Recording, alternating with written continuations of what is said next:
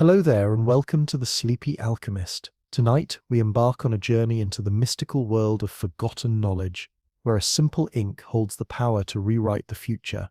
Picture a small, secluded monastery nestled in the shadow of a distant mountain range, far removed from the bustling kingdoms and their endless ambitions. Inside this quiet refuge, one reclusive monk, Brother Arake, stumbles upon a secret that would change the fate of an entire kingdom.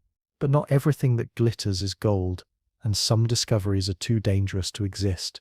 This one, especially, proves that power is a double-edged sword, and once the ink is spilled, there is no turning back. So before you get comfortable, take a moment to like the video and subscribe, but only if you genuinely enjoy what I do here. I'd love to know where you're tuning in from, so drop your location and the time there in the comments. Let's connect. Now dim the lights. Maybe turn on a fan for that soft background hum, and let's ease into tonight's journey together. Brother Arake had never intended to stumble upon something so dangerous.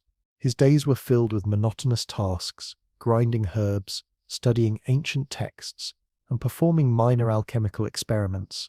The secluded monastery where he lived had been his home for as long as he could remember, the walls thick with the scent of old parchment and the whisper of quiet prayers. No one had expected anything of him beyond his daily routines, but fate, or perhaps something darker, had other plans. It started with a simple experiment. The monks had long known of the medicinal properties of gallnuts, a small, gnarled growth found on oak trees, used in ink making for centuries. Yet, Arake, ever the curious soul, had wondered if there was more to this substance than the simple creation of ink. One late evening, under the flicker of a lone candle, Arake added mercury, a substance he had recently come across in one of the ancient texts, into the mix. Mercury had long been known for its strange, mysterious properties, yet no one could quite understand its potential. As he stirred the mixture, the ink shimmered oddly, a faint metallic sheen appearing at the surface. He hesitated, unsure of what to make of it. After all, mercury was a toxic metal, dangerous to even breathe in certain quantities. But curiosity, as it often does, overcame caution. With a trembling hand, Arake dipped a quill into the ink and began to write. His first words were simple. The sun will rise in the east tomorrow. A simple fact, a simple statement, one that he knew could not fail. Yet, as he set the quill down and leaned back in his chair, an unsettling sense of anticipation gripped him. The ink, however, didn't simply dry as ink should. No, it glowed. Not in the vibrant hues of ordinary ink, but in a faint, eerie light, like something alive. For a long moment, Arake watched it, waiting, unsure of what to think or do next. That night, he fell into a troubled sleep, the unsettling glow of the ink dancing in his mind. But when morning came, it was as though the world itself had conspired to prove him wrong. The sun did rise in the east, of course, but it did so with a peculiar brilliance. The sky was clearer, the light brighter, more intense, and as Arake stepped outside, he saw that the birds which had never come so early were already chirping. He couldn't explain it. Everything was just a little bit different. But the most bizarre part? The ink's power was still at work. The next day, the monks spoke of an unusual event that occurred in a nearby town, a minor miracle that no one could explain. People began to whisper, and soon, rumors spread like wildfire. Had Arake stumbled upon something divine, or was it the work of something far darker? Some believed the ink was merely a sign, an omen, a strange coincidence. Others thought it was the hand of a higher power. But Arake knew better than to think it was just a coincidence. His discovery was far from ordinary, and as he continued to experiment, he found that whatever was written with the ink came true. Soon, word of this mysterious ink spread beyond the monastery. Travelers passed through, exchanging stories of this miracle ink, this ink that could make anything written upon it become reality. Whispers reached the kingdom's court, and it wasn't long before the king himself, Aldrich the Wise, took notice. Aldrich was a ruler of great intellect, but also immense greed. He ruled with a steady hand, but his desire for power always simmered beneath the surface. The idea that anyone could hold the power to dictate the future was too tantalizing for him to ignore. So he sent emissaries to find this monk and bring him into the royal court, hoping to claim the ink for himself. For Eric, this was a moment of great conflict. He had no desire to leave his quiet life behind. The monastery was his sanctuary, the one place where he felt at peace with the world. But he knew that such power, should it fall into the wrong hands, could bring about untold ruin. And yet, how could he refuse the king? Historians still debate whether it was fear or ambition that led Arik to comply with the royal summons. But what is known is this: Brother Arik was about to make a choice that would change the fate of his kingdom forever. The royal summons arrived on a warm summer evening, carried by the fluttering banner of King Aldric's emissaries. Arik sat alone in his small cell, the dim light from his candle flickering softly against the stone walls. He had hoped to avoid any entanglements with the outside world, but now it seemed inevitable. The letter was heavy, its royal seal pressed deep into the wax. As he broke the seal and read the king's request, the weight of his discovery hit him in full force. This wasn't just a request, it was a demand. Aldric wanted the ink. He wanted it to expand his kingdom, to secure his rule, and to increase his wealth and power. The idea of an ink that could shape reality itself was not something to be ignored, especially for a monarch who knew the value of control. And so, Arik found himself at a crossroads. He could refuse, retreat further into isolation, or he could comply, taking the ink's dangerous power with him into the heart of the kingdom. It was the latter choice that Arik made. With a heavy heart, he packed his meager belongings, leaving behind the only home he had ever known. As he walked out of the monastery, the ancient stone walls felt colder than ever before, the air thick with the weight of his decision. He had heard the stories of kings who sought to control magic and alchemy for their own ends, but this was different. This was an ink that could shape the very future, and Arik wasn't sure whether that was a gift or a curse. When he arrived at the royal court, the grandeur of the palace nearly overwhelmed him. Towers of marble and gold rose high above, with banners and flags fluttering in the wind. The smell of roasting meats and the sounds of laughter and music filled the air. It was a world that seemed so foreign to him, and yet it was the world where his ink would soon cause chaos. King Aldric was a man of imposing stature, with a mind as sharp as a blade. He greeted Arik in a grand hall, surrounded by his advisors and noblemen, all eager to witness the ink's power for themselves. Arik was ushered into a seat at the king's table, the royal court buzzing with anticipation. "You've come to show us your creation, Brother Arik." Aldric's voice was rich with curiosity, but there was also a glimmer of something else, something darker. "I trust you understand the importance of your discovery." Arik nodded solemnly, his mind racing. "I do, Your Majesty," he replied, though doubt clouded his words. "But I must warn you, the ink's power is not to be trifled with. It doesn't merely create, it becomes." He glanced down at the small vial containing the precious ink, now safely tucked inside his robe. It seemed innocuous enough, but Arik knew better. "Tell me, brother, what does the ink do?" Aldric pressed, a smile tugging at the corner of his lips. His eyes glinted with the kind of greed Arik had only seen in the old stories of tyrants. Arik hesitated. "What is written with it becomes real. Tomorrow, the ink doesn't wait." The room fell silent. Arik could feel the weight of the moment settling in, the unease tightening his chest. He wasn't sure what the king would do with this knowledge, but he had a sinking feeling that the ink would not remain in Aldric's hands for long. Power, as it always did, had a way of corrupting those who sought it.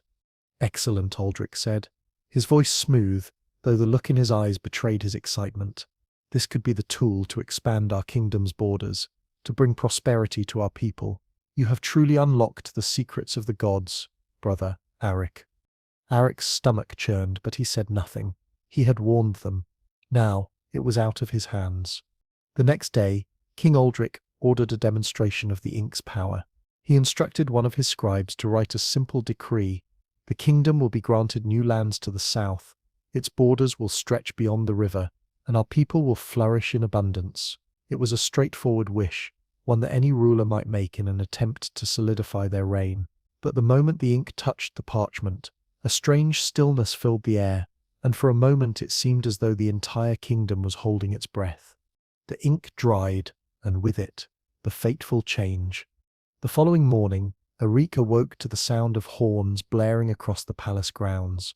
The royal guards had reported that an army of soldiers had appeared overnight, arriving from the southern lands. The borders had shifted, as if by some unseen hand, and the land now belonged to King Uldric. There was no question, what had been written had come to pass. Uldric was overjoyed, his vision for an expanded kingdom beginning to materialize before his eyes. But Arik felt only dread. The ink had shown its potential, and with it, the realization hit him that Uldric, like so many before him, was now wielding a power far too great for any one man. In the days that followed, whispers spread throughout the kingdom. Some called it a miracle, others a sign from the gods. But Arika knew the truth. The ink didn't choose who would benefit from its power. It only obeyed what was written, and soon he feared others would come to realize that there was no limit to what could be written, no boundary to what could be altered. And so in the quietest hours of the night, Arik began to wonder, had he created a tool of destiny or a weapon of destruction? What was once a simple monk's experiment had now become something far more dangerous, and it was only just beginning. Word of the miraculous ink spread faster than Arik could have ever imagined. It was no longer a secret confined to the walls of the royal court.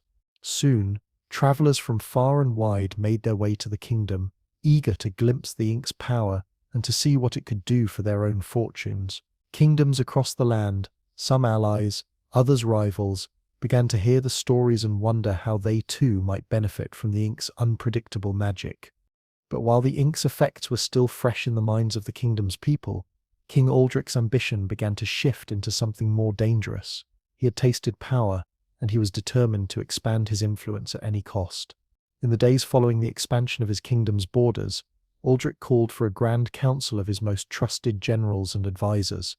"Gather your men. Prepare for war," the king announced. His voice filled with an eager excitement that sent a shiver down Arik's spine. "We will not be satisfied with merely what we have now. We will expand further. The south is ours. Let us take the east." The king had become obsessed with the potential of the ink. What had begun as a simple decree for land had spiraled into a feverish desire for conquest, and it was clear that Uldric was no longer thinking of his people or the stability of his kingdom. His ambitions, fueled by the ink's undeniable power, had driven him into a dangerous frenzy. For Arik, watching from the sidelines, the unease in his chest grew with each passing day. He had warned the king, had warned anyone who would listen, that the ink was not a tool to be used lightly. But Uldric's eyes were clouded by the glitter of unchecked power. Nothing, it seemed, could hold him back. It wasn't long before the Prince Leofric stepped forward, eager to claim his own slice of the glory. The young man had long been known for his ambitious nature, and when he heard of the ink's abilities, he quickly saw it as the perfect means to secure his place in the kingdom's history. Leofric had always dreamed of a world where he was seen not just as the king's son, but as a force to be reckoned with, a ruler in his own right, and the ink, he believed, could give him exactly that. But there was something about the prince that made Arik uneasy. Perhaps it was the fire in Leofric's eyes, the intensity that burned whenever he spoke of battle and glory. The prince was not someone who would wield the ink carefully. He would use it recklessly, believing it could grant him invincibility. Leofric arrived in the royal court, his presence as magnetic as ever. He was a young man, full of ambition, his bright eyes fixed on the future and all the power it could offer. He wasted no time in approaching his father with a proposal. "Father," Leofric said, his voice full of energy, "if the ink has already proven its power with the southern expansion, why not take it further? Why stop with just land? Why not shape the future? I can write our victory over our enemies. We can defeat them before they even know we've struck." King Uldric, ever the opportunist, saw the wisdom in his son's words. What better way to guarantee victory in an already unpredictable world than to dictate it with ink? The following day, Prince Leofric took the ink from its place of safekeeping, his fingers trembling slightly with both excitement and the weight of the task he was about to undertake. He dipped his quill into the shimmering liquid, the same ink that had altered the course of history already, and began to write. "The enemy forces will be routed with ease. They will surrender without a fight, and we will win the war swiftly and without loss." Leofric's confidence was contagious. and for a moment the entire court stood in awe of the ink's power. It was a moment of silent expectation as Leofric set down his quill and handed the decree to his father. The king read it, a pleased smile creeping across his face. For a brief second, everything seemed to fall into place. The future was secure. But as the day dawned, a cold reality began to take shape. News arrived at the court that the enemy army, supposedly weak and unprepared as the decree had predicted, was already on the move. Their forces, far larger and better equipped than anyone had anticipated, were marching swiftly towards the kingdom. What was meant to be a quick and easy victory was now threatening to become a disastrous confrontation. The war that Leofric had written into existence was beginning to take form, but not in the way he had envisioned. The prince remained undeterred, rallying his troops with unwavering conviction. "This will be our victory," he told them. "We will win, as I have written it." But no matter how much he believed in the ink's power, the reality on the battlefield was something else entirely. The enemy forces were ruthless, relentless, and far better prepared than Leofric could have foreseen. They knew the kingdom was coming, and they had prepared accordingly. Historians still argue whether it was the ink's influence or the prince's overconfidence that led to the catastrophe, but the results were undeniable. As Leofric led his troops into the fray, his armies faltered. The very nature of the battle seemed to slip away from them, as if the ink had created an illusion of invincibility that shattered the moment they faced real opposition. The prince, now fully immersed in the chaos he had written into existence, had no choice but to lead his soldiers forward, fighting not just against the enemy, but against the very ink that had once promised them victory. For Arik, watching from the sidelines once more, the truth was becoming painfully clear. The ink was not a tool of destiny, it was a force of chaos. What had started as an innocent experiment had now spiraled into a nightmare, and there was no way to predict what would come next. The battle raged on for days, its ferocity leaving the land scarred. Arik, confined to the royal court, could do little but listen to the distant sounds of the fighting, clashing swords, shouting soldiers, the call of war horns, and wonder if it was his fault that this war had been written into existence. The air around the palace felt thick, suffocating with tension. The king, once so full of confidence, was now a man haunted by the ink's unintended consequences. Prince Leofric had led his troops with an unshakable resolve, believing that his written decree had sealed their victory. But as the days dragged on, his certainty began to erode. The enemy, far more organized and cunning than he had anticipated, had managed to turn the tides.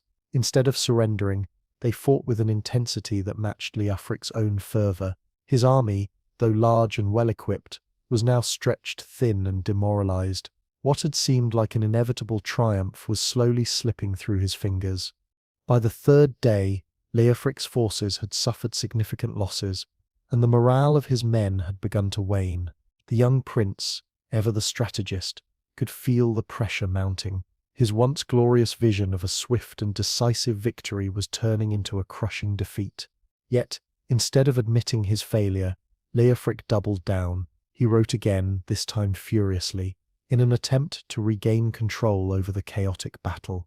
"Our forces will strike a final blow, overwhelming the enemy with an unstoppable offensive." The quill scraped across the parchment, and Leofric's eyes glinted with a dangerous mix of desperation and pride. He believed in the ink's power. He had to. But as the ink dried and the words were set into motion, a new wave of horror swept through the battlefield. The offensive, which should have been a grand final assault, turned into a disaster. The enemy anticipated the move and countered with a brutal strategy that sent Leofric's forces scattering in all directions. Instead of an overwhelming victory, it became a disorganized retreat. What had been written into existence was a battlefield of confusion, miscalculation, and fear. From his vantage point within the safety of the court, Arik could do nothing but witness the unfolding disaster. The air felt heavy with regret, and the weight of his own part in this chaos pressed down on him with each passing hour. He had warned them, the ink was unpredictable, and its consequences could not be controlled. Yet neither the king nor the prince had truly understood what it meant to wield such power. As the battle continued to spiral out of control, the news from the front lines grew increasingly grim. Leofric's forces, though still numerous, were being pushed back. The prince himself had been injured in the fray, struck by an arrow that had found its mark. It was a wound that would not kill him, but it would leave him vulnerable, vulnerable enough for the enemy to capitalize on. His confidence shattered, Leofric was forced to retreat, his armies in disarray and his dreams of glory in ruins. In the aftermath of the failed assault, Aric's mind raced. The ink had always been unpredictable, but never had he imagined such a catastrophic outcome. His creation had given rise to ambitions beyond the scope of any man, but it had also created a situation where even the most confident rulers had been humbled by the force they had unwittingly unleashed. What had started as a simple experiment in the quiet isolation of a monk's cell had escalated into a kingdom teetering on the edge of destruction. Prince Leofric returned to the palace, bloodied and bruised, his once proud bearing diminished by the weight of failure. His father, King Aldric, was not far behind, his expression one of barely concealed fury. The two men met in the grand hall, where the tension between them could be cut with a knife. Aldric's voice, usually calm and commanding, now carried a cold edge. "Leofric," he said, his words measured but harsh, "what have you done?" Leofric, his youthful arrogance now replaced by the grim realization of his mistakes, stood before his father in silence. The once glorious prince had been reduced to a shell of his former self, his mind clouded with regret. For all his ambition and the ink's promises, he was no closer to victory than he had been before. "I did what I thought was right," Leofric replied quietly, his voice strained. "I believed the ink would deliver us victory. And now, look at us." Aldrich spat. "You've written the kingdom's destruction into existence." The king turned away, his eyes flashing with a mix of anger and fear. "We cannot undo this. We cannot change the course of this war, not now. You've played with forces beyond our control." But Leofric refused to give in. "I can write another decree," he said, his voice growing more desperate. "I can fix this. I will fix this." Aldrich turned back to him, his face hard as stone. "No more writing, no more decrees. We are done with this cursed ink." But it was too late. The damage had already been done. The enemy forces, seeing the confusion and weakness in the kingdom, pressed forward. It was no longer a battle between armies. It had become a struggle for survival. The ink had given birth to a war that could not be won, and now the kingdom stood on the brink of ruin. Aric, from the safety of the court, could only watch as the ink's consequences unfolded further. His creation, once a simple experiment, had spiraled out of control, and now the kingdom that had once been so proud was unraveling at the seams. The ink had rewritten history, but not in the way anyone had hoped. It had transformed ambition into ruin, hope into despair. The prince's once dominant dream of glory had now become his greatest regret, and Aric's warning, delivered too late, was the bitter truth that hung over them all. Power once gained was not so easily undone. The days that followed were dark and heavy, weighed down by the realization that the kingdom was on the verge of collapse. King Aldric, though still clinging to the remnants of his authority, knew the tide had turned against him. The ink, once a promise of untold power, had become a harbinger of doom. The more the ink was used, the more chaotic the world became. Nothing seemed to be as it was meant to be, and even the royal court, once bustling with pride and ambition, was now silent and filled with uncertainty. In the wake of Leofric's disastrous offensive, the prince had fallen into a state of despair. The injury he sustained in battle, though not fatal, had knocked the wind out of his sails. He spent most of his time in his chamber, brooding over his failure, trying to piece together what had gone wrong. The once brash, ambitious young man was now a shell of himself, haunted by the ink's power and the consequences of his reckless actions. Leofric had written with such conviction, believing that the ink could change the world for him, but the ink had no loyalty. It did not care for ambition, for glory, or for the lives it shattered in its wake. It simply obeyed, and in doing so, it had created a reality that no one, least of all the prince, could control. Meanwhile, King Aldric was growing increasingly paranoid. His once steady was slipping away, and he could feel the weight of impending doom pressing down on his shoulders. The enemy forces, emboldened by their victories and the kingdom's disarray, were now closing in on the capital. The threat of total annihilation hung over them like a storm cloud, and the king knew there was little time left to save his kingdom. It was then that Arik, feeling the burden of guilt settle heavily upon him, decided that something had to be done. He could no longer stand idly by, watching the kingdom crumble under the weight of his creation. The ink had already caused enough damage, but if there was a chance, however slim, it might still be possible to undo the harm it had done. Arik had spent days in his quarters, researching every ancient text he could find, desperately seeking a solution. He pored over alchemical manuscripts, grimoires, and scrolls of forgotten knowledge, hoping to find something, anything that could reverse the ink's power. He even considered the possibility of destroying the ink, but that too seemed fraught with danger. The ink had become a part of the world, a force woven into the fabric of reality itself. To destroy it might mean unraveling everything it had touched, including the kingdom's very existence. Arik's mind raced as he worked through the night, searching for a glimmer of hope, and then, as if in response to his desperation, he found it a passage buried deep within an obscure text. It was a theory, one that few alchemists had ever dared to test, and one that Arik himself had dismissed as superstition. The theory suggested that the ink, if properly understood and manipulated, could be reset, wiped clean of its past effects and rendered inert. But to do so would require a delicate balance, an understanding of the very fabric of fate itself. The challenge, however, was not just the theory, it was the practical application. To reset the ink, Arik would have to take the ink itself and merge it with something else, something equally potent, to counteract its power. That was the theory. The problem was that he had no idea what that counterbalance would be. Frustration mounted as the hours passed, and Arik realized that he needed more information. He needed access to the royal court, to the very heart of the kingdom, where the ink had been first written into existence. Only there, amidst the king's decree and Leofric's errant writings, could Arik begin to understand the full scope of the ink's power and find a way to reverse its hold. He set out in secret that night, slipping past the guards and into the royal archives. The corridors were eerily silent, and the shadows seemed to stretch out like a living thing, reflecting the sense of foreboding that had descended upon the kingdom. Arik's heart pounded in his chest as he made his way toward the king's private chamber, where the ink and its manuscripts were kept. The ink was there, resting on the table where Uldric had first written his decree.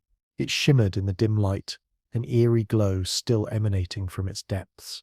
Arik stood for a moment, staring at the vial. The ink had already rewritten history, had already changed the world, but now it was time to change it back. As Arik carefully lifted the vial, his fingers trembling, he heard a noise, a creaking floorboard. Someone was coming. Panic surged through him, and he quickly hid the vial in his robes, his mind racing for an escape. But it was too late. A figure stepped into the room, a silhouette in the doorway. It was Leofric. The prince, despite his injuries, had somehow found his way to the archives. His eyes were bloodshot, his face drawn and pale from both physical and emotional exhaustion. He looked at Arik with a mixture of disbelief and something else, something deeper, more desperate. "What are you doing here, monk?" Leofric's voice was hoarse, tinged with bitterness. Arik hesitated, his mind working quickly. I need the ink. The kingdom is crumbling, Prince Leofric. We must stop it before it's too late." Leofric stared at him for a long moment, as if weighing his words. Finally his gaze softened, and he stepped forward, the weight of his failure evident in his posture. "I know, I've been trying to fix it too, but nothing works. The ink doesn't obey me anymore. It doesn't care about what I write." "It's not about what you write anymore," Arik replied quietly. "It's about undoing what has already been done." The prince's eyes narrowed. "You think you can fix this? You think the ink can be reversed?" Arik nodded. "I must try." For a long, tense silence, neither spoke. The air between them was thick with the weight of what had happened, what they had both done. But in that moment it was clear that neither of them could undo the damage alone. The ink had caused this, and it would be the ink that would decide their fate. Loric's eyes, red-rimmed and weary, flickered with a fleeting spark of hope, a hope that had long since been extinguished by his own failures. For so long he had believed that his destiny was written in the ink, that the future was his to command. But now, standing in the quiet of the royal archives, Amidst the remnants of his once ambitious plans, Lyric was confronted with the harsh truth: the ink could no longer be trusted. And yet, there was still a part of him that clung to the idea of control, of power, even if it meant risking everything. "You're serious, aren't you?" he said finally, his voice low and hesitant. "You believe this ink can be undone?" Arik nodded. "It's the only hope we have left. The ink, what you've written with it, has distorted the fabric of the world, but if we can reset it, if we can counterbalance the power of the ink, perhaps we can stop it from destroying everything." Lorek paced in front of him, a storm brewing behind his eyes. The battle he had fought and lost, the future he had envisioned and shattered, all of it swirled in his mind like a whirlwind. And now, after everything, here was a monk, an alchemist, telling him that there was a way to undo it all, a way to turn back time, to rewrite the past. "What do we need to do?" Leofric asked, his voice barely above a whisper. Arik paused, taking a deep breath. "I need something, a substance, something powerful enough to counteract the ink's influence. I believe the answer lies in the very elements that make the ink what it is. We need mercury." Leofric looked at him, puzzled. "Mercury?" "Yes," Eric continued. "It's the key. Mercury is a substance that, when combined with the ink's properties, can create a destabilizing effect. But it's dangerous, more dangerous than anything we've done before." Leovric's brow furrowed as he absorbed the words. "So we're going to use mercury to destroy the ink?" "No," Arik replied softly. "We're going to use it to reset it. We need to merge the ink and the mercury to create a balance that will undo the effects it has had on the world." The prince stood still for a moment, processing the information. The weight of his failure pressed down on him like a physical force. But now, for the first time in days, he could see a glimmer of hope. If they succeeded, the kingdom could be saved.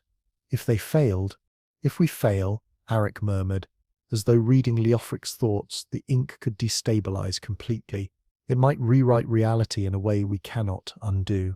The prince nodded grimly, his hand gripping the hilt of his sword. It was a symbolic gesture now, a reminder of the man he once was, the man who had believed in his destiny. "Then we'll do whatever it takes to make sure we succeed." Together they left the archives, the vial of ink still safely tucked within Arik's robe. The plan was simple, but the risks were immense. They would need to gather the necessary ingredients, mercury of course, but also other rare substances from the alchemist's own stock, and they would have to perform the ritual in secret, away from prying eyes, before the kingdom's destruction became irreversible. The journey to gather the required ingredients was fraught with tension. They moved quickly through the kingdom's streets, trying to avoid detection, the weight of their mission heavy upon them. As they made their way to the hidden alchemist's vaults beneath the palace, Eric explained the final steps of the process. "Once we have everything," he said, "we'll need to heat the ink and mercury together, using the ancient ritual. The heat will allow the substances to merge, and the balance will reset the ink's power, but we'll need to be careful. If the balance is wrong, it could have catastrophic consequences." Leofric nodded, trying to steady his nerves. The enormity of their task was overwhelming. They were attempting to undo what had already been done, to rewrite the fabric of reality itself. "We'll get it right," the prince said, his voice determined, though doubt flickered in his eyes. As they reached the alchemist's vaults, Arik felt a flicker of hesitation. There were so many things that could go wrong, so many unknowns, but he had no choice now. There was no turning back. Inside the vaults, they began to gather the rare materials that would complete the ritual.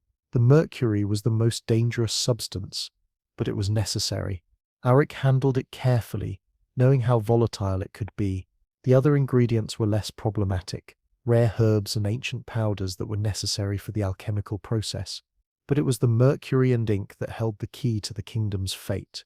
With the ingredients in hand, they made their way to the royal laboratory, a hidden chamber deep beneath the palace, untouched by the chaos unfolding above. There, under the dim glow of flickering candles, Arik prepared the ritual. The air was thick with anticipation, the tension almost unbearable. Leofric stood by, watching intently, as Arik carefully mixed the mercury with the ink. The moment the two substances touched, the air seemed to crackle with energy. The ink pulsed, as if alive, and a strange warmth filled the room. Auric's hands shook as he completed the ritual, a series of intricate symbols that had not been used in centuries. The ancient words flowed from his lips as he completed the incantation, the last word echoing in the silence of the chamber. For a moment, nothing happened. Then slowly, the ink began to change. Its shimmer faded, the color shifting, until it became an inky black void. It seemed to swallow the light around it, as if absorbing all that was written upon it. Auric stepped back, his breath held. The room was still, the ritual complete. Lelevric, too, stood frozen, his eyes wide with awe and fear. "Did it work?" he asked, his voice barely a whisper. Eric didn't answer immediately. He was too focused on the ink, watching as the last remnants of its power seemed to evaporate into the air. "I don't know," he murmured. "We'll have to wait and see." The ink had been reset. Whether the world would follow suit, whether the kingdom would truly be saved, was a question they could not yet answer. The room remained still, the faint glow of the ink's transformation, the only sign that something had shifted. Auric stood there, his breath slow and deliberate, as he waited for the world around them to respond. Lefric, too, seemed rooted to the spot, his body tense, his mind racing with 1,000 questions. Had they succeeded? Had they truly undone the power that had spiraled out of control? Or was this just the calm before an even greater storm? For a long moment, neither spoke. The only sound in the room was the soft crackling of the candles, their flames dancing in the stagnant air. Auric's gaze never left the vial, still glowing faintly, its aura now dim and uncertain. He could feel the weight of their actions, could sense that the ink, once a tool of creation, was now a force that had been tamed, or at least constrained. But the question remained, was this the end of its power, or was it merely dormant, waiting for the right moment to reawaken? Leverick shifted uneasily, his hand tightening around the hilt of his sword. "What now?" he asked, his voice low. "Have we done it? Have we changed the future?" Aric's answer came slowly. "We won't know until tomorrow. The ink obeys the passage of time. It doesn't rewrite the past, only the future. What we've done is reset its power, but the changes it made, those are still in place. We may have erased the ink's influence, but we cannot undo what has already been written." Leivrik frowned, stepping closer to the vial. "So what happens to us now?" "We wait," Auric replied. "We wait to see if the ink's influence on the future has been undone." The prince nodded, though his face was etched with uncertainty. He had hoped that the act of resetting the ink would somehow reverse the devastation it had already caused, but he knew that hope alone was not enough. The war, the battles, the destruction, none of it could simply vanish. The ink's power had been a catalyst, and while it might have been quelled, its after-effects were still felt in the very bones of the kingdom. The next day, as the sun rose and cast its golden light upon the kingdom, Auric and Leofric waited, the silence between them thick with anticipation. There was a nervous energy in the air, as though the entire world was holding its breath, waiting for the inevitable consequences to reveal themselves. As the hours passed, nothing seemed to change. The palace remained quiet, the streets outside unremarkable. The kingdom seemed, at least on the surface, the same as it had been the day before. Yet, beneath the stillness there was an undercurrent of tension. Something was different, though no one could yet say what it was. Then, word came from the front lines. The war, the one Leofric had written into existence, had ended, abruptly, and without the crushing defeat they had all expected. The enemy forces, who had been poised to overrun the kingdom, suddenly withdrew. No explanation was given, no battles fought. It was as though the war had never been, as if the very forces of fate had shifted, aligning in a way that no one had anticipated. Levick stood there, stunned by the news. He had expected a victory, a defeat, or perhaps some new form of chaos. But what he got instead was a peaceful resolution, one that had come without effort, without bloodshed, without his ink's hand in it. "We didn't step right that," Leofric muttered, more to himself than to Auric. "It wasn't stit us. The ink. It wasn't the ink that decided this." Auric interrupted gently. "It was the balance that was restored. The ink no longer has the power to dictate the future. The future is now free to unfold on its own terms." For the first time in what seemed like forever, a faint smile tugged at the corners of Leofric's lips. It was a smile of relief, of understanding that the chaos they had unleashed might finally be coming to an end. But there was something bittersweet in it too, a realization that the kingdom would never be the same. The ink had written a future, and while it had been erased, the scars it had left behind would remain. As the day unfolded, more strange occurrences began to happen. The people of the kingdom, who had been living under the shadow of war and destruction, began to emerge from their homes. The markets, once empty and desolate, slowly came to life with the sound of merchants haggling, children playing, and the clamour of the kingdom's pulse returning to normal. It was as if the entire land had taken a deep breath and was now cautiously testing the waters of peace. Yet, even in the midst of this calm, there was a lingering sense that things had irrevocably changed. The ink had not simply been a tool of conquest, it had been a force that had reshaped the very fabric of their world. Even now, as the people celebrated the sudden end to the war, Auric and Leofric knew that they could never fully erase the mark the ink had left on them. In the days that followed, life in the kingdom slowly returned to its rhythms. The war was over, and the ink had no more power to dictate the course of events. But the kingdom, though at peace, would always carry the weight of the ink's legacy. Its potential, the potential to write the future, was still there, lurking beneath the surface. For Leofric, the realization was both freeing and sobering. He had wanted to control the future, to shape it with his own hands. But now, he understood that some things were beyond anyone's control. The future was not something that could be written or dictated. It had to unfold in its own time. And for Auric, the monk who had started it all, there was a quiet sense of finality. The ink, which had once seemed so full of promise and possibility, was now a reminder of the dangers of seeking control over forces greater than oneself. He had learned, perhaps too late, that power, when wielded without understanding, could become a curse. As they sat together in the quiet of the royal chamber, Auric and Leofric exchanged a glance. Both had seen the cost of ambition, the price of trying to write the future. The kingdom was saved for now, but neither of them would ever forget the lesson the ink had taught them. The future, after all, was not something that could be written. It was something to be lived. The kingdom, though victorious in a battle of wills, had been irrevocably changed. The dust of war had settled, but it was not the peace the people had hoped for. It was a fragile calm, one that lingered uneasily, as if waiting for the ground to shift once more. King Aldric, though grateful for the cessation of conflict, was not blind to the cracks that had appeared in his realm. The ink's power had touched the very core of the kingdom, and now, with its influence gone, the lingering questions about its potential left their mark on every corner of the land. As the weeks passed, the royal court returned to its usual functions. Leofric, still nursing the wounds of his failure, spent his days walking the palace halls with a solemnity that had once been foreign to him. The arrogance and youthful certainty that had once defined him were gone, replaced by a quiet introspection that was far more suited to the man he was becoming. Auric, too, had found his place again within the walls of the court.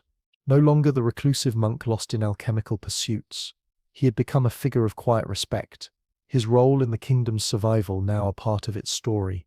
But though he had helped bring peace, the cost of his discovery remained heavy on his heart.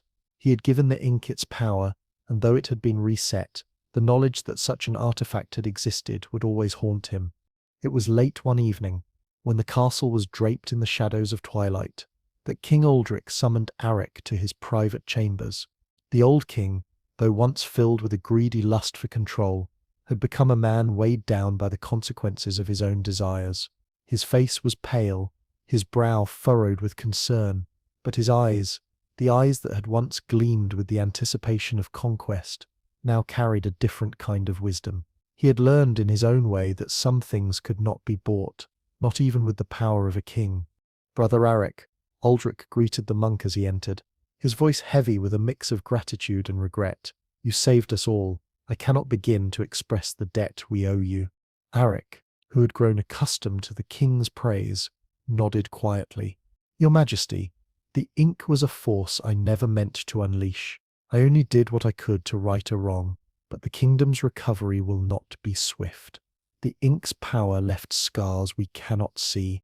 The king's gaze softened, and for a moment he seemed to understand the weight that hung over them both. I understand, Arik, and that is why I have called you here tonight. The people think the worst is over, that the kingdom has returned to normal. But you and I both know that the ink, the influence it had, it cannot simply be erased. I have watched the changes in my son, in my court, in myself. We have been marked by it. And I wonder, the king paused as though searching for the right words. What are we truly left with, once the ink's power has been stripped away? Arik thought for a long moment before responding, his voice low and contemplative. I think, Your Majesty, that you are left with the choice of how to move forward. The ink was a tool of control, of writing futures that were not meant to be. But now, the future is yours once more. Not written, not dictated, but lived. It will be uncertain, it will be a struggle, but it will be your own to shape. The king looked at him for a long time, his weathered face reflecting the struggle of a man who had spent his life in pursuit of power, only to find that it was power itself that had betrayed him. Is it too late for me then? For us?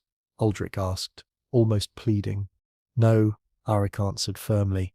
It is never too late, but you must understand that the future cannot be controlled by a single man or by any ink. It must be shaped by choices, by actions, and by understanding.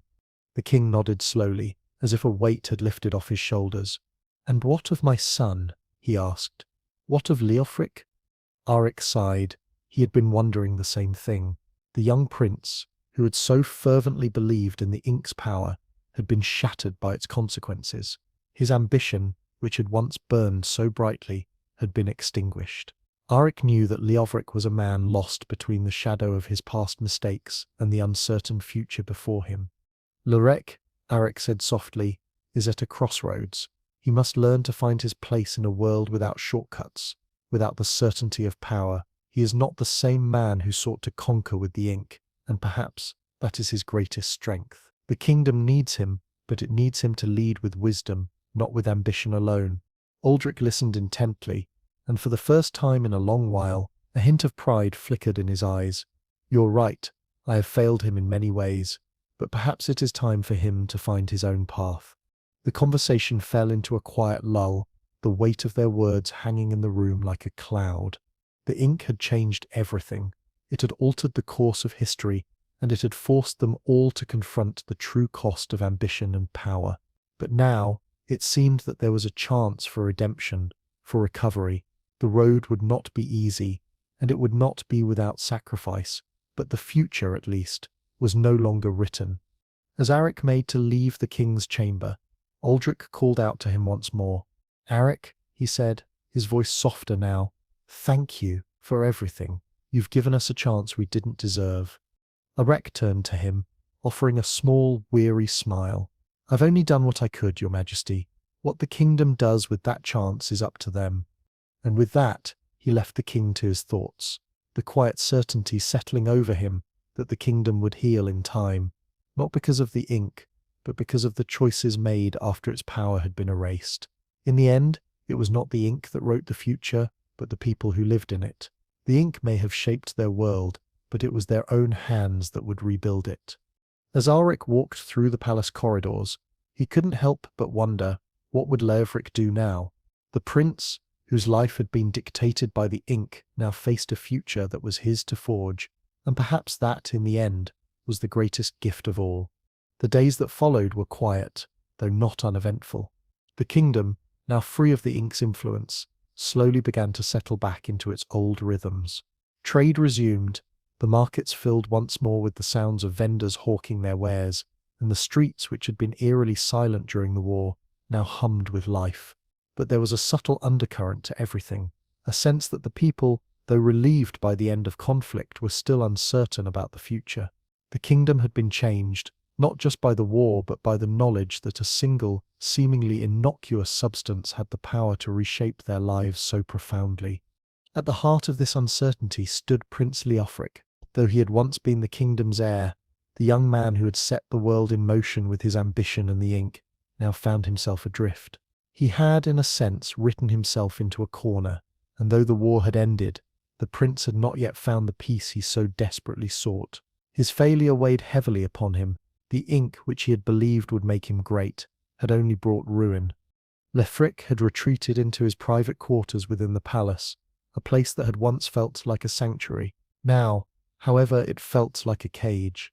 He had spent countless hours staring at the walls, thinking over his decisions, trying to understand where it had all gone wrong. He had written a future for himself, one that promised victory and glory, and yet all it had delivered was defeat and despair. It was a bitter irony, and it was one that Leofric could not escape. On one particularly quiet afternoon, as the sun began to set and cast long shadows across the palace, Leofric found himself standing before the window in his chambers, gazing out over the kingdom. The view was magnificent, the sprawling city below, the distant forests, and the rolling hills that marked the kingdom's borders.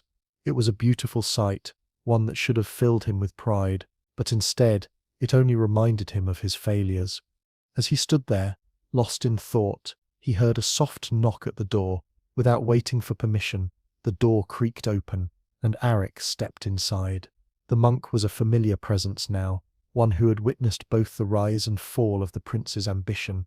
But where once Arik might have been a figure of judgment or admonition, he now seemed to carry a quiet understanding that only someone who had lived through a similar fall could possess. Leofric turned toward him, his face tired, eyes dull with the weight of his reflection.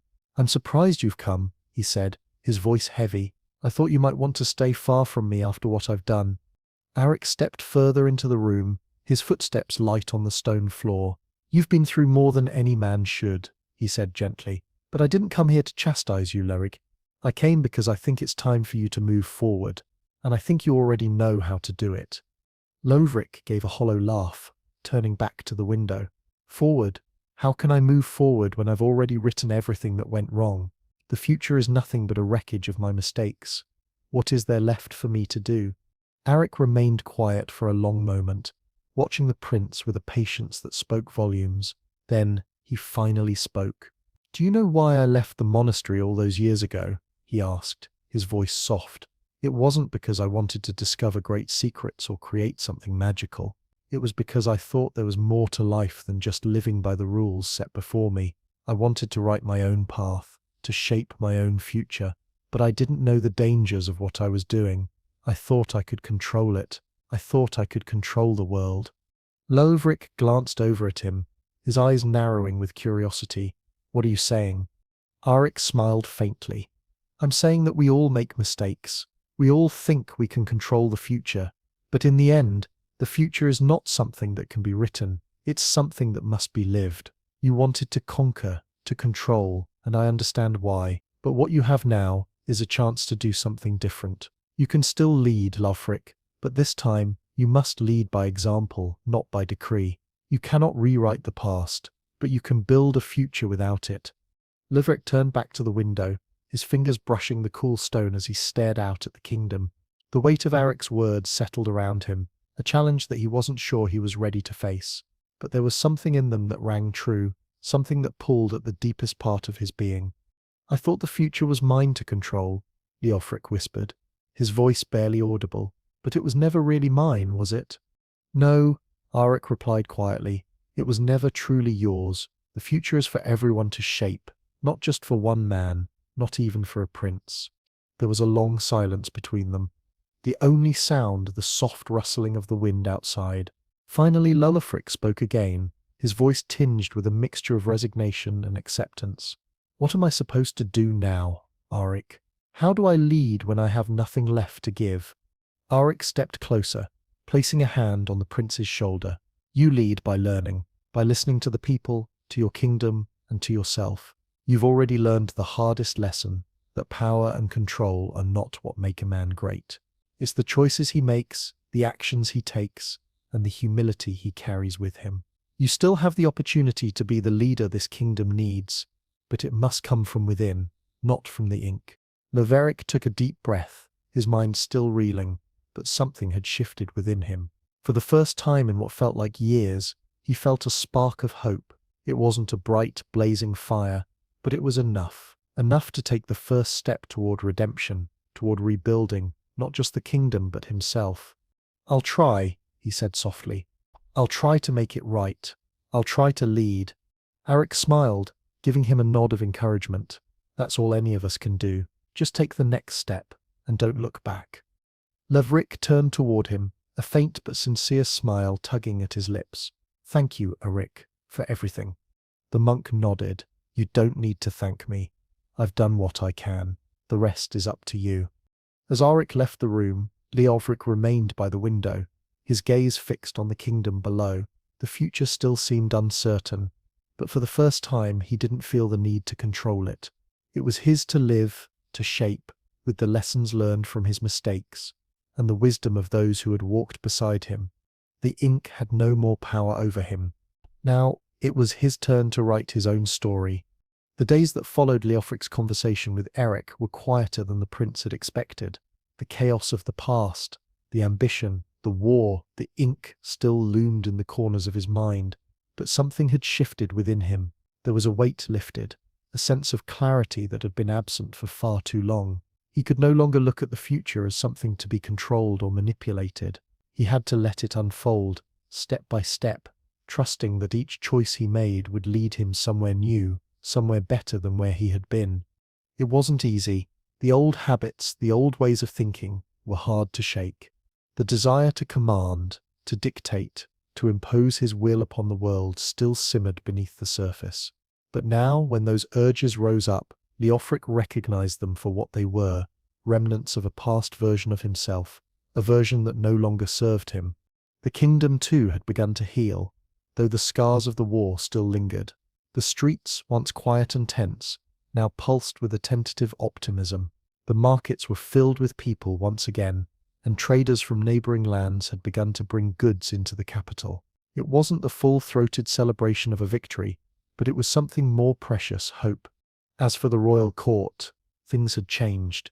King Aldric, who had once been consumed by his desire for power, had slowly shifted. The war had left its mark on him, and though his reign continued, it was clear that the king had grown more reflective, more cautious.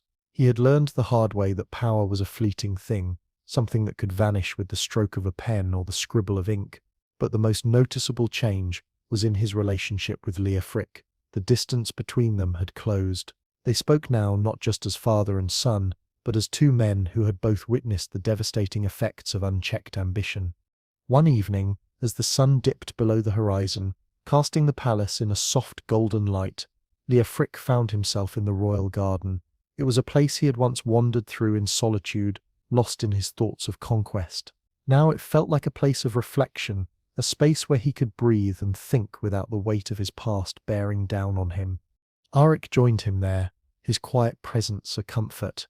He had been a steady guide for the prince, a reminder that wisdom could be found not in power but in restraint.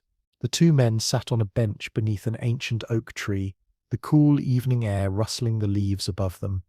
"I've been thinking about the ink," Leofric said, his voice low and contemplative, "about how I let it shape everything, about how I thought I could control it, and in doing so, I lost myself. But now, I'm wondering, if the ink had never existed, would I have learned the lessons I have?" Arik smiled gently, his eyes thoughtful. "You might have learned them in time, Leofric, maybe not in the way you expected, but eventually, the ink gave you a shortcut to understanding the consequences of your actions. But it wasn't the only path." Laverick nodded, his gaze distant as he watched the last of the sunlight fade from the sky. "I think I would have preferred to learn those lessons without the destruction, but I can't change the past. All I can do is move forward. That's all any of us can do." Arik agreed. "The past is gone. What matters is the future. The future you choose to create with your actions." The prince sighed, a sound filled with both sorrow and resolve. "I've spent so long trying to control the future, trying to bend it to my will, but now I realize that it's not mine to control. It's ours to shape, all of us, together. The kingdom's future is tied to the people, not just to me or to my ink." Arik placed a hand on his shoulder, a gesture of comfort and encouragement. "And you will shape it well. You're not the same person you were when you first took the ink into your hands. You've learned what truly matters: humility, wisdom, and the importance of listening to those around you. That is the foundation upon which you will build your future."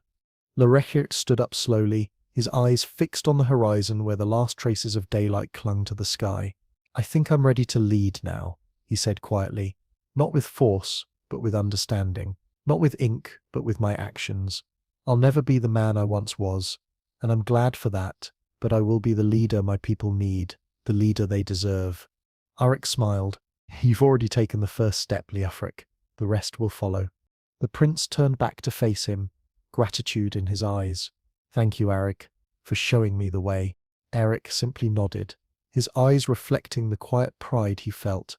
"You've done the hard work yourself. I've only been here to guide you when you needed it." Leofric turned away, the weight of the moment settling around him. The path ahead was still uncertain, but for the first time he felt ready to walk it. Not as a prince obsessed with power, but as a man who understood the value of humility, of listening, and of living with the consequences of his actions. In the days that followed, Leofric began to take on a more active role in the kingdom's rebuilding. He spent time among the people, listening to their needs, understanding their concerns, and working alongside his father to restore what had been lost. The prince was no longer the ambitious, reckless young man who had once sought to write his own future.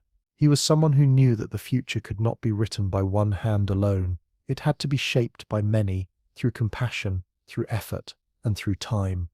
King Aldrich, too, played his part in the recovery. While his reign had been defined by power and control, it was now defined by stewardship, by a desire to leave a legacy of peace and prosperity. The kingdom was no longer driven by conquest or ambition. It was driven by the will of its people, and the shared understanding that true leadership came not from dictating the future, but from building it together. As for the ink, it was sealed away, locked in a hidden chamber beneath the palace. Its power neutralized, it would never again be used to shape the future, and yet the lessons it had taught, both to Leofric and to the kingdom, remained. The ink had been a force of destruction, but it had also been a force of revelation, showing them all the dangers of trying to control something as vast and uncontrollable as the future. The future, after all, was not something that could be written. It was something that had to be lived. As the weeks passed, the kingdom began to settle into a rhythm, slowly rebuilding after the chaos of the war. The people, once gripped by fear and uncertainty, began to breathe a little easier, their hearts lightened by the promise of peace. It was not the perfect restoration they had hoped for, but it was a beginning, one that Leofric, now more aware of the weight of his actions, approached with caution and humility. King Aldrich, too, found himself navigating this new phase of his reign with a sense of tempered wisdom. His once fierce desire for power had dulled, replaced by a genuine concern for his people and the long-term prosperity of the kingdom. He had seen the damage that could be wrought by unchecked ambition, and now he dedicated himself to undoing some of the harm he had caused, even as he reconciled with the choices he had made in the past. In the royal court, things were quieter. The grandiose plans that had once defined the kingdom's agenda had been replaced by more practical, grounded decisions. Leofric had grown into his role as the prince, no longer the arrogant young man who sought to control the future with ink, but a young man learning to lead with care, guided by the lessons of his past. His relationship with his father had become one of mutual respect, the distance between them shrinking with each passing day as they worked together to heal the land. One afternoon, as the sun hung low in the sky, Leofric found himself once again walking through the royal gardens, the same path he had once tread in solitude, brooding over his failures. But this time it felt different. There was no weight of ambition pressing down on him, no inkling of desire to manipulate the world around him. This time it was simply a walk, one step at a time, each footfall echoing with the quiet certainty of someone who had learnt the value of patience.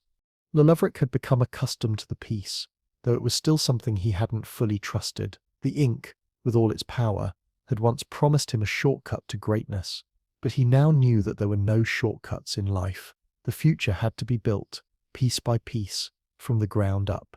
As he walked, he saw Arik sitting under the shade of a large oak tree. A small book opens in his lap. The monk looked up as Leofric approached, a serene smile spreading across his face. For all that Arik had endured, all the guilt and turmoil he had carried for the ink's creation, there was a sense of peace about him now. The alchemist had found a new kind of purpose, one that did not require bending the world to his will, but one that simply asked him to exist in harmony with it.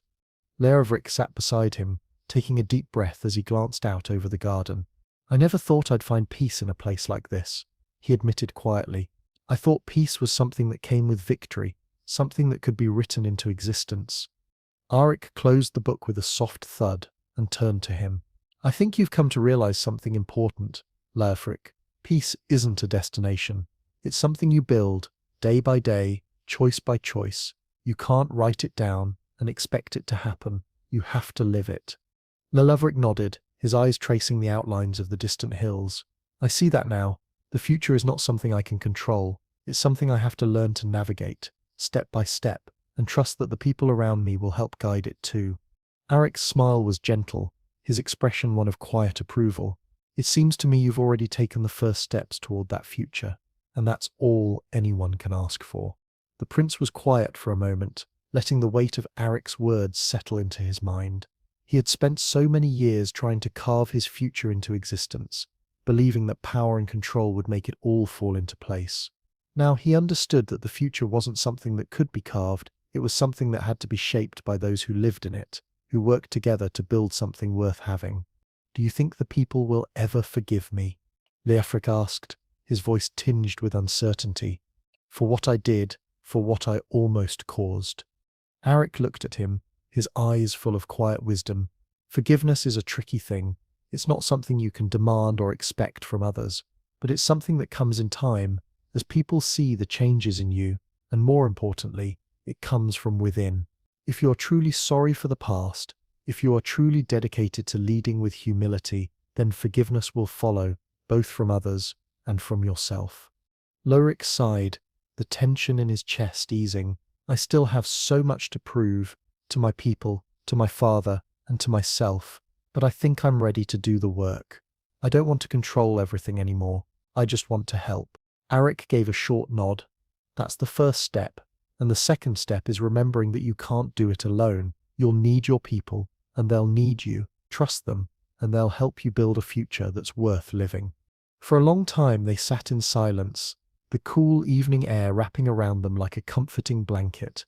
Leofric's thoughts drifted, no longer clouded by doubt or fear, but by a quiet determination.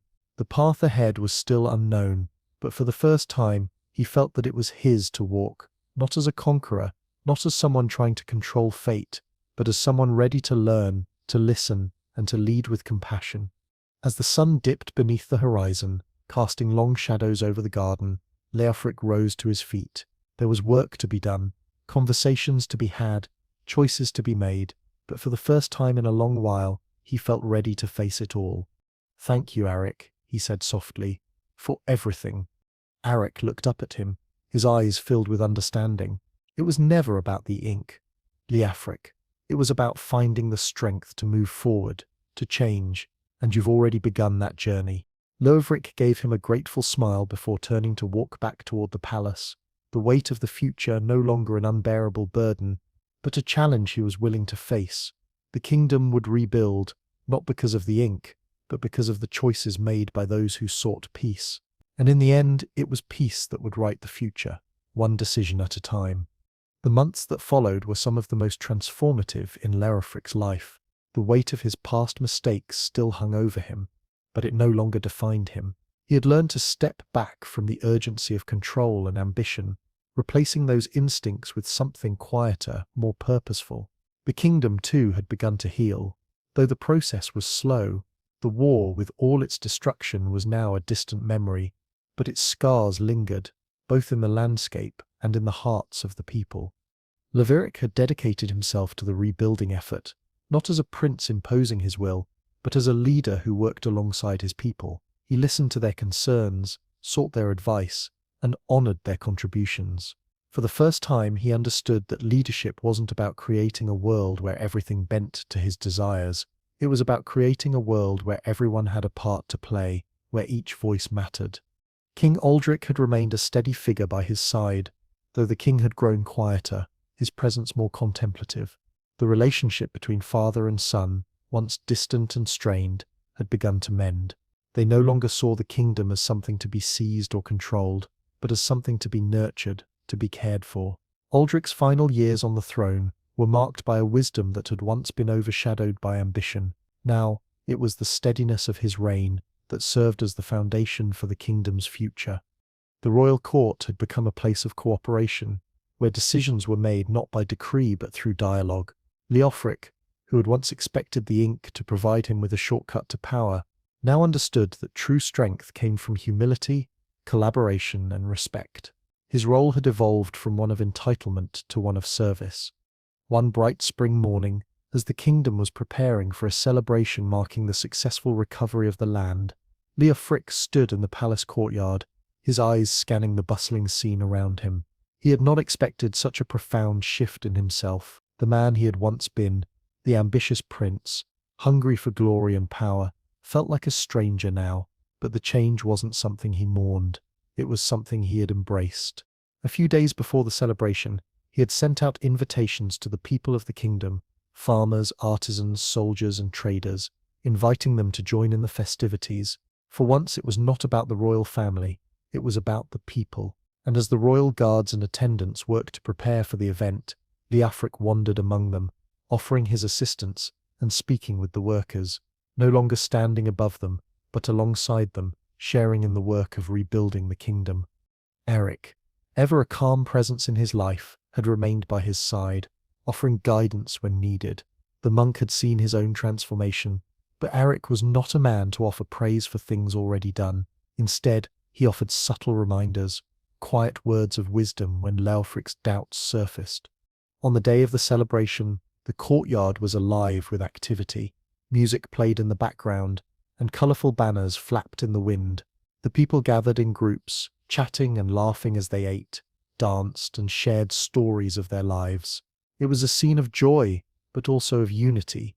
People from all walks of life coming together to celebrate something more than just the kingdom's recovery. It was a celebration of resilience, of hope, and of the bond between a ruler and his people. Leofric stood near the grand fountain at the centre of the courtyard, watching the scene unfold before him. His father, King Aldric, stood beside him, his gaze soft but filled with quiet pride. "You've done well," Aldric said, his voice low. Leofric looked over at his father, his expression thoughtful. "No, father, we have done well, together." Aldric's lips twitched into a faint smile, though the years had weathered the man's features. "A long way from where we started, isn't it?" Leofric nodded. "I thought I could control everything. The ink, the people, the future.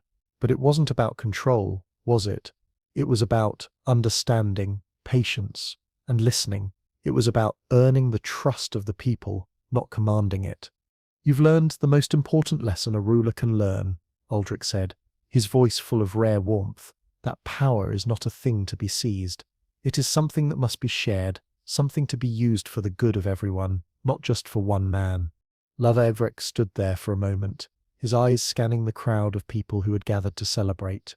"It's a lesson I had to learn the hard way," he said softly, "but I think I'm finally ready to lead, not with my ambition, but with my heart." Aldric placed a hand on his son's shoulder, his grip firm and steady. "You are ready, Leofric. You've already shown the kingdom what kind of man you've become, and that is the greatest victory of all." The evening passed in a blur of laughter and music, the joy of the people filling the air. Leofric walked among them, speaking with those who had helped rebuild the land, thanking them for their work and learning their stories. He no longer saw himself as above them. He was one of them, a man who had stumbled, fallen, and been given a second chance to do things right. Later that night, as the stars began to twinkle in the darkening sky, Leofric found himself standing alone for a moment, the sounds of the celebration fading into the distance. It was in this quiet, solitary moment that he realized just how far he had come. The ink, once the tool of his ambition, now seemed like a distant memory, something that had shaped him but no longer defined him. He was no longer the prince who sought to control the future with his pen. He was the leader who would build the future with his actions. Ulrich appeared beside him, standing in the shadows of the courtyard. "I think you've found your place, Leofric," he said, his voice soft. Leofric smiled, looking up at the night sky. "I think I have, Eirik. I think I have." And in that moment, for the first time, Leofric felt that he was truly at peace, not because everything was perfect, but because he knew that the future was his to shape, not with ink, but with each decision, each conversation, and each act of kindness he made from this moment on. The ink had written the past, but now it was his turn to write the future. The months rolled on with the steady rhythm of progress, the kingdom continuing to flourish as Leofric's newfound leadership took root. The celebrations had marked the beginning of a new era, one shaped not by the reckless ambitions of a prince seeking power, but by the collective will of the people. And Leofric, now fully invested in his role, walked a path of reflection, learning that true leadership was not about controlling the future, but about shaping it with others, step by step, hand in hand. The royal court, though once filled with the grandiose chatter of conquest and political maneuvering, now humbly revolved around issues of rebuilding, welfare, and long-term sustainability. King Aldric, though still a figurehead of authority, had relinquished much of the decision-making to Leofric.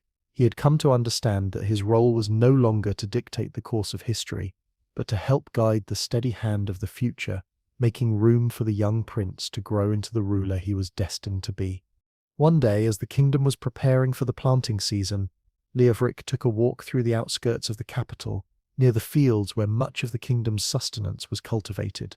The warm, golden light of the afternoon sun cast long shadows across the land, and the air was filled with the earthy scent of soil. Farmers worked in the fields, ploughing, sowing seeds, and tending to their crops, their movements steady and practiced.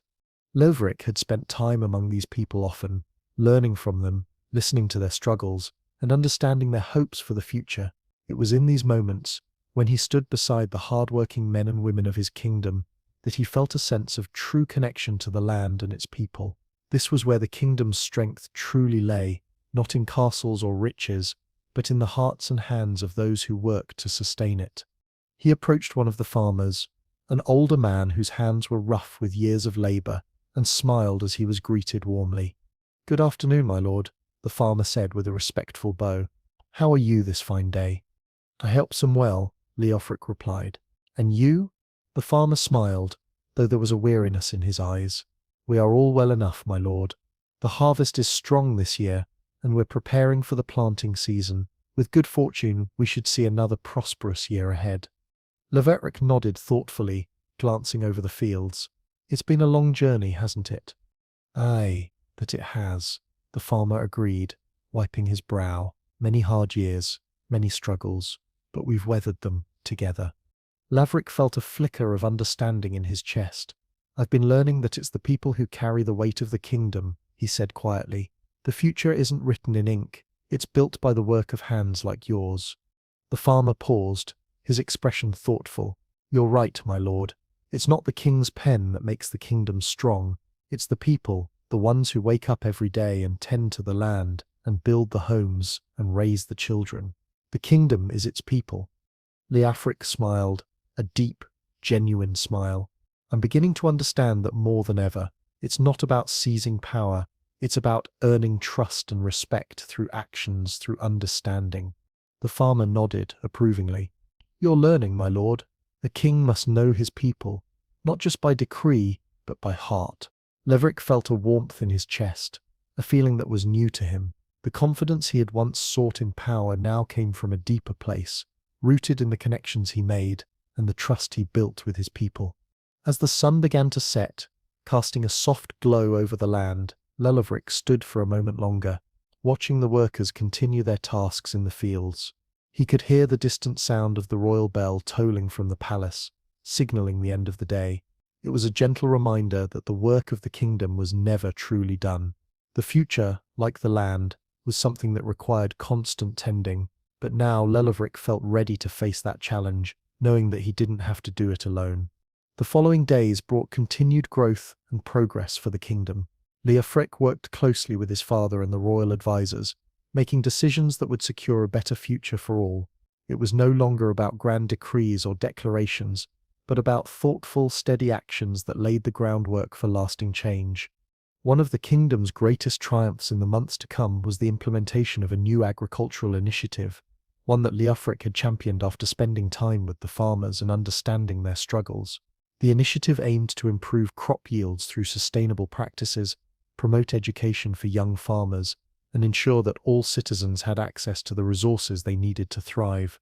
The program was a resounding success, a testament to the idea that leadership didn't just happen from the top down, it had to be cultivated at every level, with input from the very people who made up the kingdom.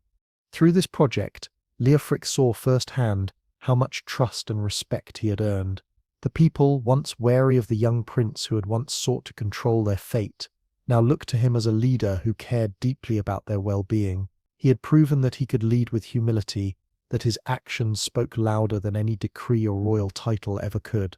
King Aldrich, for his part, watched his son with a quiet pride. It was not a pride born of bloodline or legacy, but of a father seeing the man his son had become, a man who was not bound by the weight of his past, but who had learned from it and used those lessons to guide his kingdom. One evening, as the two of them sat together in the royal chambers, Leofric turned to his father, his heart full of gratitude. "Father," he began, his voice steady but soft, "thank you for everything, for the lessons, for your guidance. I couldn't have done this without you." Aldrich looked at his son, his eyes filled with the understanding of a man who had seen much, but whose greatest pride was in watching his son come into his own. "You've done the work, Leofric. You've found your path, and that is all I could ever ask for." Leofric smiled, a sense of contentment settling over him. The past, with its mistakes and missteps, had shaped him, but it no longer defined him. The ink that had once promised him power had now become nothing more than a distant memory, a lesson learned. The future, he now knew, was not something to be written or dictated. It was something to be lived, and through the choices he made and the actions he took, he would continue to build a future for the kingdom. A future where every person from the lowest labourer to the highest noble had a role to play.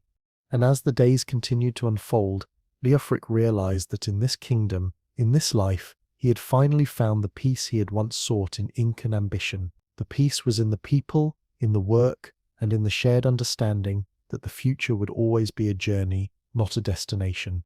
The seasons shifted as they always did, and with each passing one, the kingdom found its strength growing more rooted.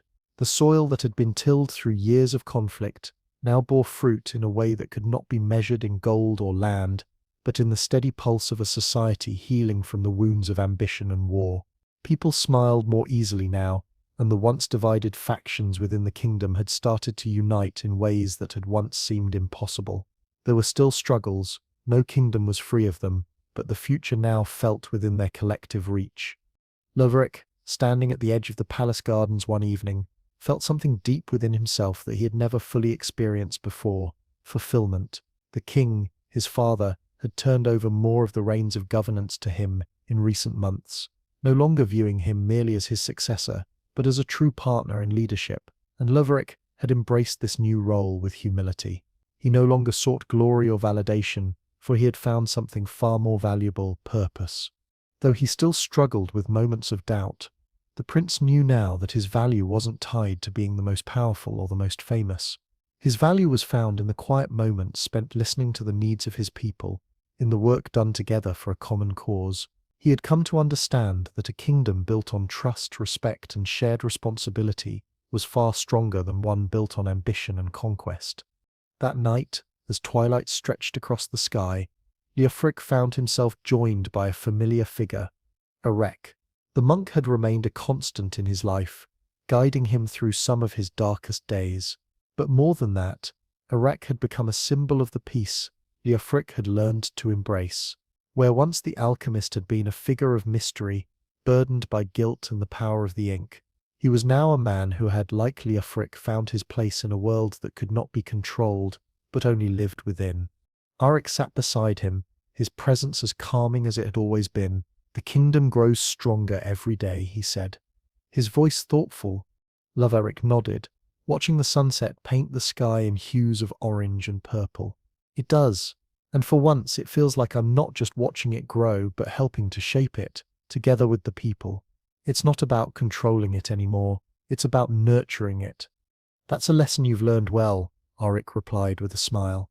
"Your true strength lies in your ability to work alongside the people, to serve them rather than to command them. A ruler who believes he stands apart from his kingdom is one who will soon find himself isolated." Levrek glanced at Eric, his expression thoughtful. I used to think that power meant standing above everyone else. I thought that's what leadership required, but now I see how much I've been mistaken. The strength of a kingdom is in its people, in its unity, in the trust we share. The monk nodded slowly, the corners of his eyes crinkling with a quiet wisdom. Yes, and in your leadership, you've shown them that their voices matter, that together they can shape the future, not just through obedience, but through shared effort. Lovrik's gaze turned to the horizon, where the sun had now set, leaving a faint glow in its wake. I'm no longer the prince who tried to control everything. I'm just a man, trying to do right by the people who believed in me. Arik chuckled softly. And that, Leofric, is what makes you a great ruler. The silence between them was comfortable, filled with the sounds of the night settling in. It was a peaceful silence, one that spoke of a kingdom at ease with itself. The weight of past mistakes, of ink and ambition, of war and loss, had lifted, and what remained was a shared understanding that the work was never finished, but always ongoing. As the days turned into weeks and the weeks into months, the kingdom continued to thrive. Liveric, now at the helm of this revitalized realm, focused his efforts on strengthening relationships with neighboring kingdoms, forging alliances built on mutual respect and understanding rather than conquest. He focused on education, ensuring that the next generation of leaders would not be driven by the same mistakes he had made. There were festivals and feasts, yes, but there was also hard work, quiet progress, and a new kind of leadership that sought to unite rather than divide. King Aldric, now older and more reflective, had taken on a quieter role, advising his son when necessary, but allowing Leofric to make decisions without interference. The king had long since recognized that it was Leofric's time to lead, not because of his bloodline, but because of his transformation. Aldric had relinquished the reins of power, not with reluctance, but with pride, knowing that the kingdom would be in good hands.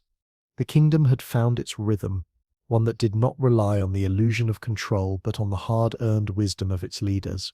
And at the heart of it all was a prince who had once sought to dominate the future and had now come to understand that true strength came from living in harmony with it. One afternoon, as Leofric walked through the palace gardens once more, he found himself at the familiar oak tree where he and Arik had shared so many quiet moments. He stood there for a moment, feeling the weight of everything he had learned. He had spent so many years looking for answers outside of himself, seeking a shortcut to greatness, a path that would give him the power he thought he deserved. But now, standing beneath the shade of that tree, he realized that the answers had always been within him. It was no longer about rewriting the future. The future, he understood now, was never meant to be written in ink. It was meant to be lived, and it was in the living of it, the choices made along the way, that true greatness was found. As the sun began to set, casting its golden light across the garden, Leofric took a deep breath, ready for whatever came next. He had no more illusions about control, about power, about destiny. What he had now was something far more valuable, a kingdom that would grow with him, a future that would be shaped by his actions, not by the ink of ambition, but by the steady hand of someone who had learned to lead with humility. And that, he knew, was enough. The seasons continued their eternal cycle, each one a reminder that change was inevitable.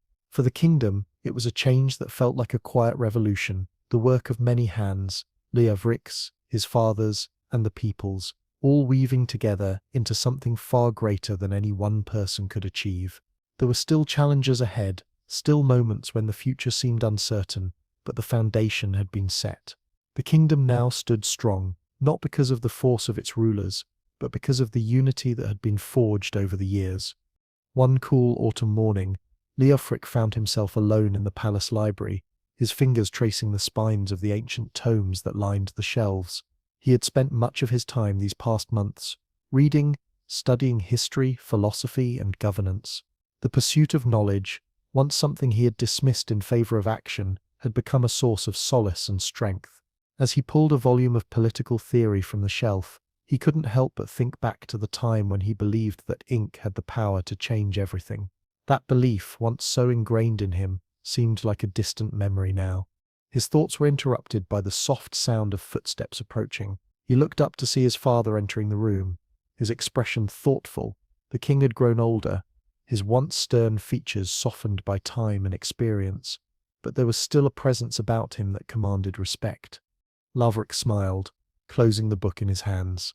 "Father," he greeted, "what brings you here today?" Aldrich walked over to a nearby chair, sitting down slowly as though the weight of his years was heavier than it had once been. "I've been thinking, Leofric, about the kingdom, about you." He paused, his gaze steady but filled with something else, pride perhaps or understanding. "When I first took the throne, I was filled with ambition. I wanted to conquer, to expand our borders, to make our name known throughout the land. But now I see that what we've built has nothing to do with any of that." Leofric sat across from his father, listening carefully. He had learned to listen more than he once did, understanding now that wisdom could come from the most unexpected places. "What we've built," Leofric said softly, "is something far stronger than anything we could have achieved through conquest. It's a bond, a trust, a shared purpose. It's a kingdom of people who work together, not because they're forced to, but because they believe in what we're building." Aldrich nodded slowly, his gaze drifting to the window, where the morning sun filtered through the golden leaves of the trees outside. "You're right," he said after a moment. "When I was your age, I didn't see it that way. I thought strength was in power, in control. But now, as I look at you, I realize that true strength is in the humility to serve, the ability to listen, and to act for the good of all, not just oneself." Larek felt a sense of deep appreciation for his father in that moment. It wasn't just the words that resonated, but the understanding between them. The king, once so caught up in his own vision of glory, had come to see the truth.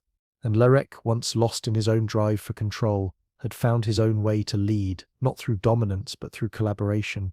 "Father," Leofric said, his voice quiet but firm, "I want to build something lasting, not just for us, but for future generations. A kingdom where power is shared, where people are respected, and where the future is shaped not by the hand of one, but by the collective effort of all." Aldrich looked at his son, his eyes filled with a mixture of pride and relief. "I see now that you will lead with the wisdom I never had. Your heart is in the right place, Leofric, and I know that when the time comes for you to rule alone, this kingdom will be in good hands." The weight of those words settled deeply in Leofric's chest. He had spent so long seeking approval, striving for validation, but now, standing before his father, he realized that this was the approval he had longed for, not because of his power, but because of his ability to lead with empathy, with humility, and with a deep care for the people he served. For the first time, Leofric understood what it meant to truly have a legacy, not one built on conquest or grand victories, but on the relationships forged in the daily work of leadership. He wasn't perfect, and he never would be, but he had come a long way from the prince who once tried to control the future with ink. Now, he was a man ready to lead, ready to listen, and ready to build a kingdom that could endure long after he was gone. As the day wore on, Leofric and his father spent hours together, discussing matters of governance, the challenges that still lay ahead, and the future of the kingdom. For once, their conversations were not laced with the tension of power struggles, but with a shared understanding of what truly mattered. They were no longer father and son caught in a cycle of expectation and ambition, but two men, side by side, working toward a common goal. That evening, as Leofric walked through the palace corridors, he felt a sense of peace that he had never known before. The road ahead was still uncertain, but it was a road he would walk with purpose, knowing that the future of the kingdom was not something to be written, but something to be lived, built, and shared with the people. As the stars began to twinkle in the night sky, Leofric stood by the window, his eyes tracing the constellations above. There was no ink in his hand, no quill ready to write a decree. There was only the world before him, the choices he would make, and the people he would lead. And for the first time in his life, he felt truly free, not because he had power, but because he had found a way to share it. The future was no longer a thing to control. It was a thing to shape, together. The future, as Leofric had come to understand, was not some distant horizon to be conquered or dictated. It was a journey, unfolding with each passing day, built by the choices made in the present. The years that followed were a testament to the principles Leofric had come to live by, principles that were rooted in humility, collaboration, and the understanding that leadership meant serving the people, not ruling over them. The kingdom, once fractured by ambition and conflict, now stood united. There were no longer rival factions vying for control, no longer whispers of betrayal in the corridors of power. The scars of the past remained, but they were not reminders of failure. They were reminders of the strength it took to rebuild, to move forward. Lavrick had established an advisory council, composed not just of nobles and generals, but of farmers, artisans, and common folk. They met regularly to discuss the kingdom's needs, from matters of trade and defense to the more personal concerns of daily life. Lavrick had learned that true leadership meant listening to those who would never hold a title or wield a sword, yet whose voices carried the weight of the kingdom. One winter afternoon, Leofric stood in the grand hall of the palace, looking out the tall windows that overlooked the city. Snow fell gently outside, blanketing the land in a quiet, peaceful stillness. It was the calm before the storm of another busy season, when the roads would once again fill with merchants and travellers, and the kingdom would once again need to face the challenges of ensuring the prosperity of all its people. He was joined by his father, King Aldric, who had become more reclusive in his later years, often preferring to spend his time in reflection rather than in the bustling activities of the court. His reign had seen many changes, and now, in his older years, Aldric seemed content with the peace his son had helped bring about. "You've done well, Leofric," Aldric said, his voice low but full of pride. "The kingdom thrives under your guidance. I never thought I would see this day, a kingdom that is at peace, that is growing and thriving because of the people, not because of any one man's ambitions." Laverick smiled, a quiet warmth filling his chest. "I couldn't have done it without the lessons you taught me, father," he said softly, "and without the strength of the people who have supported me every step of the way." Aldric nodded, his gaze thoughtful. "You've learned to lead not with power, but with understanding. I once thought that strength was in domination, but now I see that it's in compassion and shared purpose. You've shown me that." The king's words settled into Leofric's heart, and for the first time in his life he truly understood the depth of his father's own transformation. Aldric, who had once been consumed by his desire to expand the kingdom's borders and secure his legacy, had come to embrace a leadership rooted in the well-being of his people. He had seen the folly of unchecked ambition, and had allowed Leofric to take the reins with the wisdom of experience and the trust of a father. "You have surpassed me, Leofric," Aldric continued, his voice full of emotion, and that is all a father could hope for. Laverick turned to his father, his expression filled with gratitude. "I didn't surpass you, father. I've built on what you taught me. I stand on your shoulders.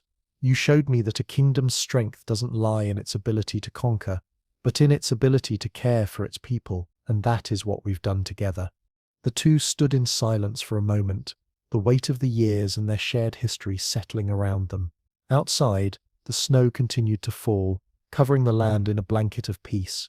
It was a peaceful moment, one that seemed to stretch beyond time. Lavrick knew that the road ahead was not without its challenges. No kingdom could remain without struggle, but he no longer feared the future. He had learned to embrace it, to shape it with the support of those around him. He had learned that a ruler's strength did not lie in their ability to control the future, but in their willingness to listen, to learn, and to serve the people. In the days that followed, Leofric continued to make decisions that reflected his new understanding of leadership. He focused on further developing the education system, ensuring that the next generation of leaders, whether they be farmers, scholars, or soldiers, had the tools they needed to continue building a thriving kingdom. He also worked tirelessly to improve relations with neighboring kingdoms, seeking alliances that would foster peace rather than rivalry. One of his most important initiatives was the creation of a forum where people from all walks of life could come together to discuss issues that mattered to them. This forum was not just for the nobles or the wealthy, it was for everyone, from the lowest peasants to the highest officers in the army. Leofric believed that everyone's voice had value, and that listening to the concerns of the people was one of the most important parts of governance. As time passed, Leofric began to look beyond the borders of his own kingdom. He travelled to distant lands, meeting with foreign leaders and building diplomatic ties. His leadership, once driven by ambition and ink, had been transformed into a leadership driven by compassion, collaboration, and understanding. And as he travelled the world, he realized that his role was not just to lead his own kingdom, but to contribute to a broader world of peace and cooperation. On one of his trips, Leofric found himself standing at the edge of a great river that flowed between two kingdoms. He gazed out over the water, contemplating the journey that had brought him to this moment. The road had been long and fraught with mistakes, but it had also been filled with moments of growth and transformation. The ink had once written his destiny, but now he understood that the future was not written, it was lived. As he stood there, the soft breeze brushing against his face, he smiled to himself. He had no quill in hand, no parchment ready to be filled. What he had now was something far more valuable. He had earned the trust of his people, the respect of his allies, and the understanding that true leadership meant being present, not just in the decisions, but in the daily work of building a better world. The future, he knew, would not be shaped by ink or by ambition. It would be shaped by the choices they made, together, as a kingdom. And Leofric was ready to continue walking that path, step by step, hand in hand with those who believed in a better tomorrow. Years passed, and the kingdom continued to flourish under Leofric's steady leadership. It was a kingdom built on the principles of collaboration, empathy, and service. The people, who had once lived in the shadow of war and ambition, now lived in a place of mutual respect and shared purpose. There were still challenges, as there always would be, but there was a collective strength that came from a kingdom united, not by force, but by trust. Leofric's reign became known for its peace and prosperity. The roads that had once been battlegrounds for ambition were now highways of trade and travel, connecting the kingdom to neighboring lands and fostering commerce and cultural exchange.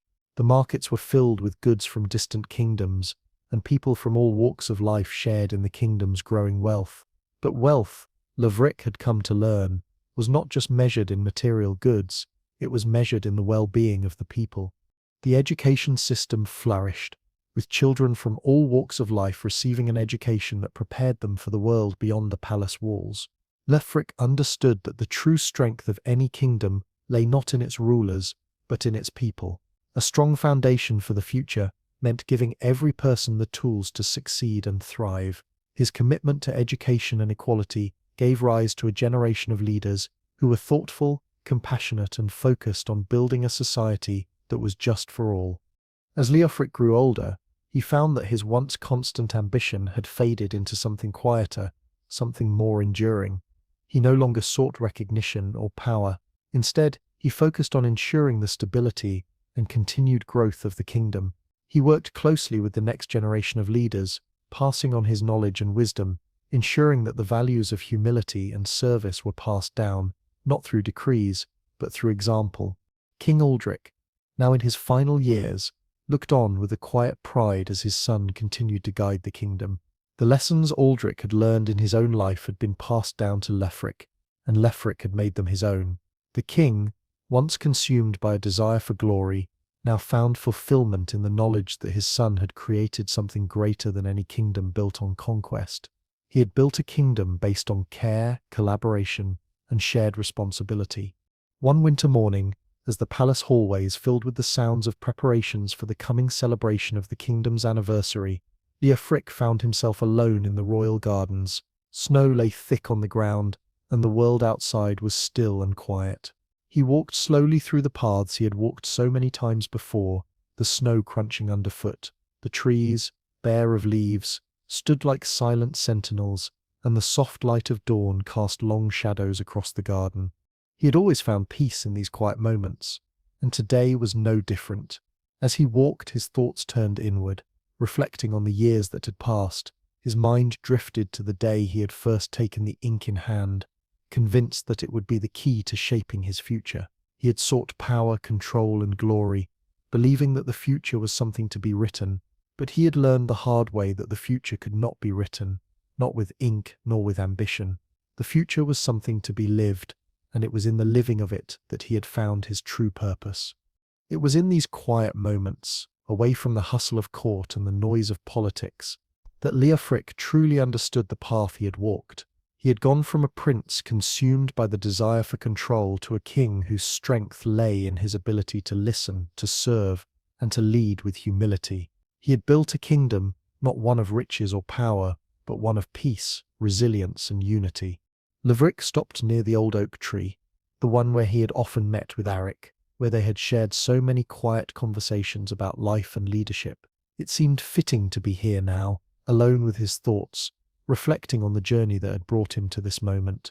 The tree, still standing strong despite the seasons of change, was a symbol of everything he had learned.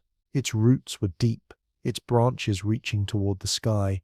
It was a symbol of growth, of steady strength, and of the quiet power of time. He placed a hand on the rough bark of the tree, his fingers tracing the marks that had been etched into its surface over the years.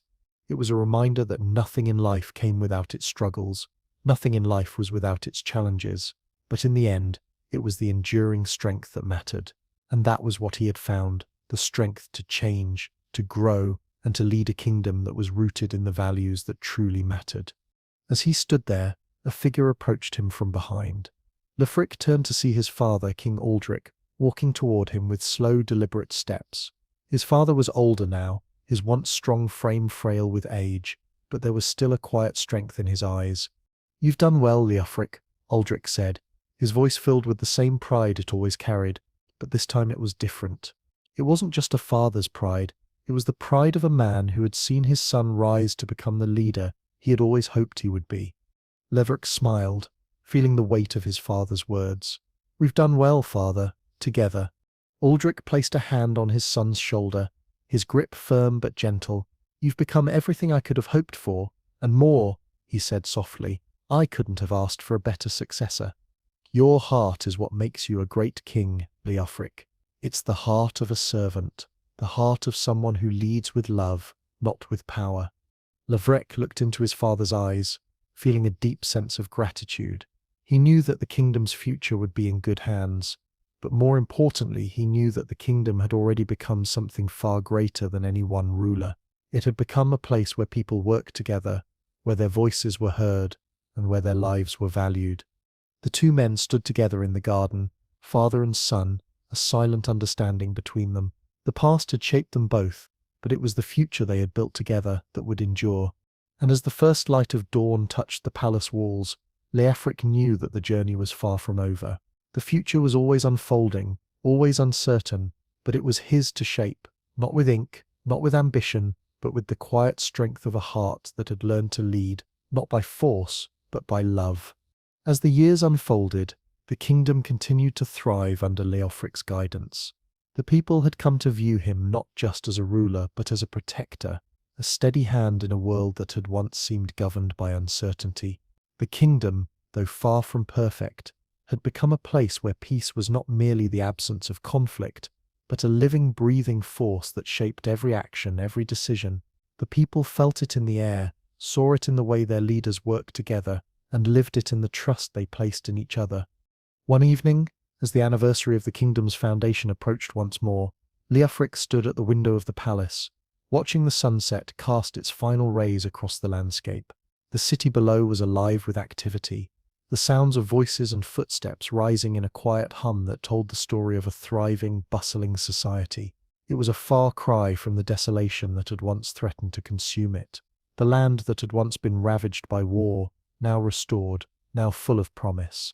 He turned from the window as the door creaked open behind him. It was Arik, older now, but still with the same quiet strength that had always defined him. He smiled as he stepped into the room, his eyes reflecting the wisdom of someone who had seen the world change, both in great and small ways. "You're looking at the kingdom again, I see," Arik said softly, his voice full of knowing. "It's grown well." Leofric smiled, walking over to join his old friend by the fire. "It has. I've watched it grow from the ashes of our mistakes. It's not perfect. No kingdom ever is, but it's ours. It's something we've built together." Arik nodded, his eyes glinting with a mixture of pride and understanding. "Sometimes, Leofric, I think the real work doesn't lie in ruling. It lies in knowing when to step aside, when to let things be. I've seen you give up more of your power than most kings would ever dare to, and in doing so, you've built something stronger than any decree could ever create." Leofric met Arik's gaze, his expression thoughtful. "I've learned, Arik. I've learned that it's not about seizing power or control. It's about allowing the people to shape the future with their hands, their hearts. It's about guiding them, not forcing them. That's the hardest lesson of all, Arik said, his voice soft but firm, and you've learned it well. You've built something lasting here, something that will endure long after both of us are gone. Laveric's smile was faint, but there was a contentment in it that only came from years of hard work and reflection. I couldn't have done it without you, without your guidance. You taught me that a ruler isn't defined by what they command, but by how they serve. Arik smiled, his eyes crinkling at the corners. And you've served this kingdom well, Leofric. You've shaped it into something that reflects the best of what a ruler can be. The two of them sat in silence for a moment, each lost in their own thoughts. The fire crackled softly in the hearth, its warmth a reminder of the comfort they had both come to value. It was a comfort not just in the physical sense, but in the deep, enduring peace they had found in their work, peace that had been earned through the trials of the past. Leverick finally spoke again, his voice quiet but resolute. You know, Arik, there was a time when I thought the future could be written with ink, that the world could be shaped by ambition, but now I see that the future isn't something that can be written at all. It's something that must be lived. Arik nodded, his expression thoughtful. The future is built, one day at a time, and you've laid a foundation that will endure. It's not the ink that shapes it, but the choices of those who come after. Leverick turned his gaze toward the window once more, his heart full. I've made my peace with the past, Tarik. The ink is no longer my concern. What matters now is what we do with the present, and how we continue to build a future together. The door creaked open again, this time admitting a young messenger, his face flushed from running. My lord, the messenger said, his voice breathless. There's news. The neighboring kingdoms are requesting a formal alliance to be signed here in the capital. Laverick raised an eyebrow, his mind working quickly. An alliance? I thought we already had strong relations with our neighbors. The messenger nodded. Yes, my lord, but they now wish to formalize it in writing. They say it's time to create a lasting peace. Laverick stood up, the thought of further unity and cooperation filling him with a quiet sense of pride. Then it's time to take the next step, he said, turning to Arik with a smile. The future is never truly done. It's always evolving, always shifting, and that's where the work lies. Not in writing the future, but in living it, in making it what it should be. Arik's smile matched Leofric's, a silent understanding passing between them. And so it continues then? Leofric nodded. Yes, and this time we do it together, with the strength of the people, the wisdom of the past, and the hope for a future that is not shaped by ink, but by the hands of those who work for it. The messenger bowed and left the room, and Leofric turned to Arik once more. Let's go. It seems the future is calling again. As they walked together down the hallway toward the council chambers, Leofric felt a sense of peace in his heart. The journey he had walked, the mistakes, the lessons, the hard choices, had all led him to this moment. It was a moment not of triumph, but of continuity, of the quiet strength that came from working together, from living the future, rather than trying to control it. Outside, the world was still turning, and the kingdom, no longer defined by ambition or ink, was ready to face whatever came next, united, strong, and hopeful for the future they would continue to build together. The formal alliance between the neighboring kingdoms was signed in the great hall of the palace, a grand occasion that brought together leaders from distant lands. The room was filled with the sound of voices, the clink of ceremonial goblets, and the rich hum of negotiations that were taking place beneath the surface of the festivities. But for Leofric, standing at the head of the table, this moment felt different than any other occasion in the past. It wasn't the ink or ambition that had brought them here. It was the shared understanding of what it meant to build a future together. The signing ceremony was elaborate, full of symbolism and ritual, but it was also filled with an underlying sense of trust and unity. The alliances forged that day would shape not just the future of the kingdoms, but the future of their people. As each ruler took their turn to affix their signature to the great parchment, Leofric couldn't help but reflect on how far his kingdom had come. What had once been a realm on the brink of collapse, plagued by ambition and division, was now a beacon of hope, unity, and cooperation. As the final signatures were made, the room fell into a brief silence. Leofric stood, his gaze sweeping over the assembled leaders and dignitaries. He had learned, over the years, the importance of words and actions. The ink that once seemed so powerful now felt like a distant memory, a tool that had served its purpose. His leadership, the true source of his strength, lay not in what he commanded, but in how he led. Today, Leofric began, his voice steady and calm. We not only sign a treaty, but we make a commitment, one that goes beyond politics, beyond borders. We commit to a future where peace is built, not on power or conquest, but on mutual respect, understanding, and cooperation. The room was silent, the weight of his words sinking in. Leofric knew this was not just about political alliances, it was about shaping a future that was sustainable, one where every kingdom had a stake in the well-being of the others. We have learned, he continued, his gaze now sweeping across the leaders, that the true strength of a kingdom lies not in its ability to conquer, but in its ability to collaborate. We have seen how far we can come when we unite, not just as rulers but as human beings, each with our own hopes and dreams, and it is that unity that will guide us through the challenges of the future. He paused, letting the gravity of his words hang in the air. This is the future we are building, not for ourselves, but for the generations to come. A future where we no longer see each other as rivals, but as partners in a shared endeavor. A future where peace is not something we impose, but something we create together through trust and understanding. The leaders around the table nodded, some with solemn expressions, others with a quiet smile of agreement. The weight of the moment was palpable, a silent understanding passing between them all. This wasn't just a treaty, it was a new beginning. After the formalities were complete, Leofric made his way to the gardens where he found Arik, as usual, standing beneath the great oak tree. The monk had always been a steady presence in his life, a guiding hand when things felt uncertain. As Leofric approached, Arik looked up, offering a small, knowing smile. "You did well," Arik said simply. "This is what leadership looks like, creating a future together, not writing it alone." Leofric smiled in return, feeling the familiar sense of peace that Arik's words always brought. "It's not about the ink anymore, is it?" he said quietly, his gaze drifting toward the horizon. "It's about the choices we make, the people we serve, and the legacy we leave behind." Arik nodded, his expression thoughtful, and that legacy will last long after the ink has faded. The two of them stood in silence for a while, watching as the sun began its slow descent into the sky. The world, as always, was moving forward, carrying with it the potential for both triumph and tragedy. But in this moment, Leofric felt a quiet certainty that the kingdom he had helped build was strong enough to face whatever came next. The future was no longer something to be feared or controlled. It was something to be lived, step by step, hand in hand with those who shared in the journey. As the last light of day touched the kingdom, Leofric knew that this was not the end of the road, it was just another beginning. The future would continue to unfold, shaped, not by ink, but by the actions of those who believed in the power of collaboration, unity, and peace. And so, as the stars began to twinkle overhead, Leofric turned toward the path ahead, knowing that it was his to walk, but never alone. Years passed, and the kingdom under Leofric's reign flourished, not just in wealth or territory, but in spirit.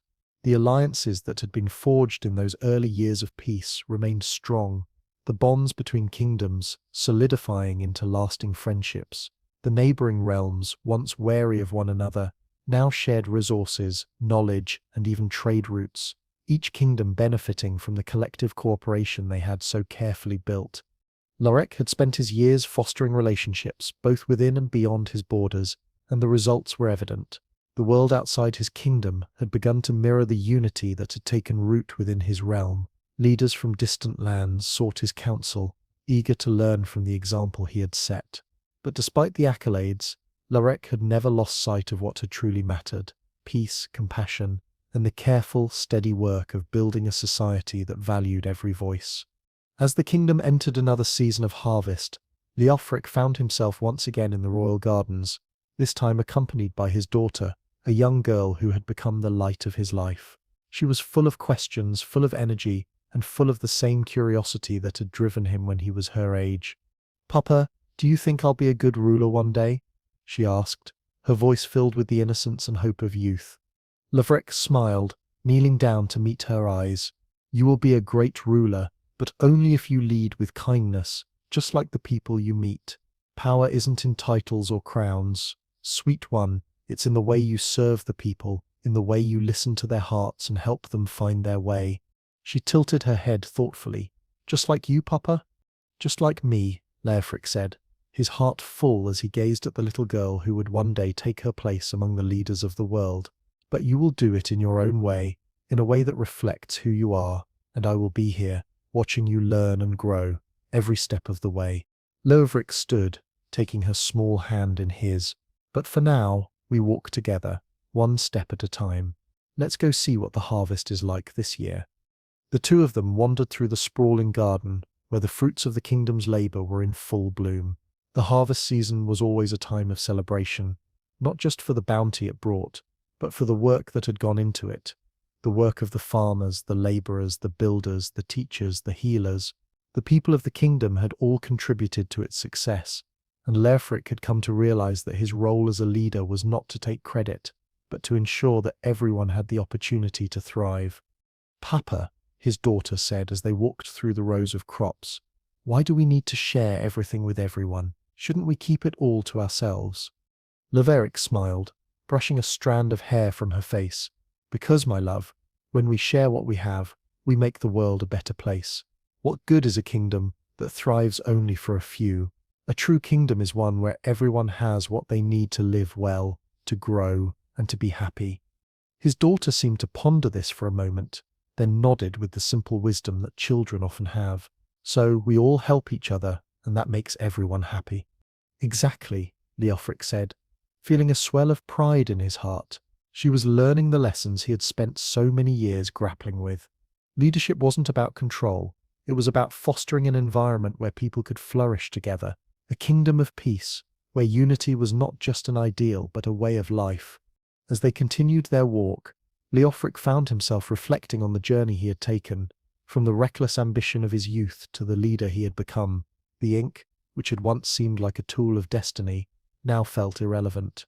The true work of shaping the future had always rested in his actions, in the choices he made each day. The sun began to dip lower in the sky, casting long shadows across the garden as the two of them returned to the palace. Leofric paused for a moment, taking in the beauty of the land that had become his life's work, knowing that he had done all he could to leave it better than he found it. The work was never truly done, and the challenges would always remain, but there was a deep peace in the knowledge that the kingdom was in good hands. I'm proud of you, Papa, his daughter said, looking up at him with bright eyes. You've made the world a better place. Leofric's heart swelled. We've made it a better place, together, and one day you will help make it even better. As they entered the palace, Leofric looked back over his shoulder at the kingdom, the world that had shaped him, and that he had helped shape in return. He knew the future was still uncertain, that there would be more work to do, more lessons to learn, but in that moment he felt a sense of deep peace. The kingdom was in good hands, and the future, once written in ink, was now something to be lived, day by day, step by step, with love and with purpose. And so, as the stars began to appear in the darkening sky, Leofric knew that his journey had been far more than just one of leadership. It had been a journey of growth, of learning, and of embracing the shared responsibility of building a kingdom that would endure, a kingdom not defined by ambition or power, but by its people, its heart, and the collective effort of those who believed in a better future. And in that future, Leofric saw a kingdom united, not by ink, but by the strength of its unity, its compassion, and its shared dreams. The journey was far from over, but for the first time, Leofric knew that it was exactly where it needed to be. Sweet dreams.